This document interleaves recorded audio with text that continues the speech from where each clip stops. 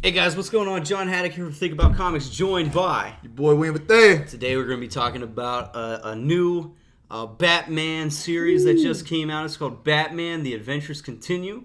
This is going to be picking up where potentially the animated series left off. Yes. And wait a minute. Let me just say, animated series, one of the greatest animated shows of all time. That's right, and you won't have an argument from me on that. Hey. What I thought was different with this one is, I mean, in the past we've had, versions of, that Bruce Timm, that world, That dynamic. come in. Yeah. But I think that this one, it's too early for me to tell where it's going. Mm-hmm. I think it being the first issue, they went all out with a lot of stuff. I mean, you have Bane, Superman, Brainiac, Lex Luthor. Yep. We see an animated version of the Bat armor suit that we've seen in Frank Miller. Yep. So they throw a lot of stuff out at you. We have a character that I'm speculating to be, Jason Todd, because he walk around observing everything. Yeah, and one of the other issues, they show a ad for a toy line, and the character model is basically the exact same as this character here, minus the red helmet. Yeah. But I mean, I don't know what they're trying to do with this title. This kind of came out of right field for me. I don't know what you think. Well, I like it because if you're going to take a series like Batman the Animated Series and you're going to put some real work into it and extend it out, hopefully maybe it getting picked up again as far as the animated series, you'll have something to work back off of from. So I like it. I enjoyed seeing the dynamic between Batman or Bruce Wayne and Lex Luthor talking. Yeah. That was an awesome scene.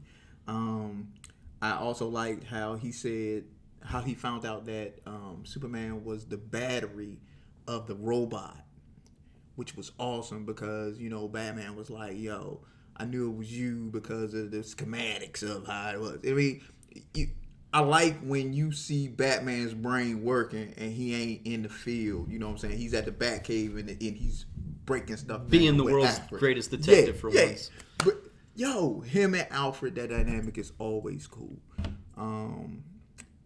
Superman was his Boy Scout self. It was refreshing to see. It was refreshing to see that book. I think one of the things this book captures really good is when you watch the Batman animated series and the Superman animated series, they crossed over, more than once. Yes. But they felt small, like that Bruce knew Lex Luthor, vice versa. Yeah. It felt like they were their own sandbox. They're like, you didn't feel how big the DC universe was when you watched those shows. Yeah. And then you watch something like Justice League and Justice League Unlimited, it's this massive. Everybody. Yeah. Exactly. Yeah. I think this book does a great job of, capturing that sandbox feel of, hey, look, here's, Batman and here's Superman, and they coexist in this animated verse. And, it, the art is very reflective, not of the original run. No. It's of the new, it mirrors the new adventures of Batman and Robin, which mirrors the Superman animated series, which I think was mid to late 90s. Yeah, which was an awesome series as well. Yeah, I mean, it's, I think it's hard to recapture what that 90s show was with any kind of comic, just because it doesn't have the sound. It doesn't have the voices that made it so iconic for me. But you hear them, though, in the comics. Yeah. Though. You hear it, though. It's just so... I've seen this done before, and they're... Once again, they highlight that, hey, they're going to be re-releasing those old-school Batman animated series comic books. I think they said they're going to be $1.99 in here. So we're getting, a callback to that. I think that this is kind of going to be dealing with kind of edgier stories. Since they're talking about Jason Todd and everything, they're going to be introducing stuff that they may not have been able to do on, Fox 8 and the CW. I don't know. I think with this line, I think it's more geared toward kids. Yeah. Or what's the rating on this? Well, I mean, this has the same rating as the regular Batman one. Yeah, 13 and up. Well, the way I read it, it just seemed a little bit more like, hey, Yeah. it seemed like it was a little bit not more childish, but it's like thought it was toned more down. sandbox, Okay. more toned down. You like to say. So I'm thinking that. I'm thinking this isn't going to be as out there as the mainline comic. Yeah. It's not going to do that. Do you think that we'll see something with the Superman animated series? I mean, for me, I really enjoyed that version of Superman. Mm-hmm. I think, we've had the Adventures of Superman comic, which mirrored that, but I think if you expanded on it more, do you think that could work? Or do you think the Batman one being more iconic is something that you can play with more? I think the Batman one is going to be the one that's going to be around for at least a year. They got to see what these numbers do. They got to see what these numbers do. Now, the thing that I noticed about this on how this particular issue ended, I don't know what they're going to be doing with the series. Mm-hmm. It was an episodic issue, mm-hmm. meaning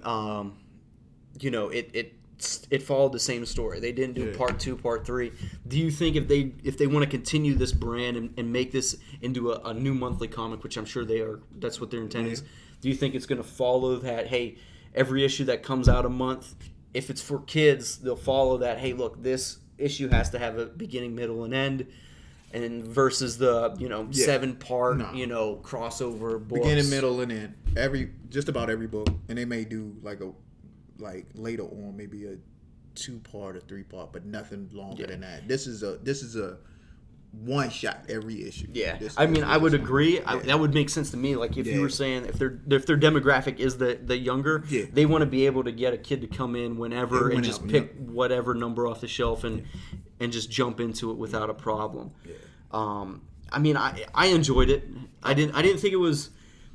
Like it didn't change Batman for me. It didn't reinvent the wheel. Yeah. It didn't tarnish what the animated series was for me. I felt that it added on, and on the cover we get to see some different characters. Try to get that glare out of it. Yeah. We see Deathstroke, and what is that? That looks like what, Phantasm. Yeah. So Phantasm. Yeah. So that's 2 new characters. Well, Phantasm was in, but Deathstroke was never in the unless that could be Red Hood. Well, I think that's Phantasm. Yeah, I think that's Phantasm. They got Two-Face and Freeze. Yeah, it's a lot of characters in there. But now that you have Deathstroke in this universe, but it's like I don't know. It's cool. I hope they just try to make this be its own thing. We're seeing Batman fighting Deathstroke a lot lately. Yeah. The Batman Secret Files, the regular Batman series, but having what looks to be like Red Hood be coming back, and I think they have a lot of they could do a lot of good things. They could get new readers onto it. And they can get guys like us who watched that series when it came out. Now we own it. And now we have a continuation for it. I know for this, I would definitely probably put this on my pull. Yeah, I would put it on mine. I'll probably pick it up, but I don't think it's something that I'll be chasing. Yeah. Just because the first issue to me kind of was like a pullback in, and it felt like it was a very watered down version of what the animated series was. Yeah. Like the whole him fighting the robot, it was very bright colors. Mm-hmm. The old show wasn't as bright. It felt like it had a kind of a like the old school Superman cartoons from the 40s where he's fighting giant robots and stuff. That's what I got from this. So I'll probably pick up the next issue more than likely, but I don't see myself, going out of the way to pick it up, Well, I know with me, with the nieces that I have, and many kids that, and do my dynamic of family. When I say, "Yo, turn your cell phone off. Hey, you want to do something? Read this comic." That's probably what I'm gonna make them do. Yeah. And I think that's the best thing. I think that's who this book is made for. Yeah. So. But hey, if you guys read this book, let us know what you think. Do you think this is gonna be something really cool if you guys are gonna pick it up, or is this made for a younger audience, not for guys like us? Just let us know. Me and B try to get back to you guys really quickly in the comment section. Give a like, give a subscribe. Be safe, guys. Most definitely. Peace.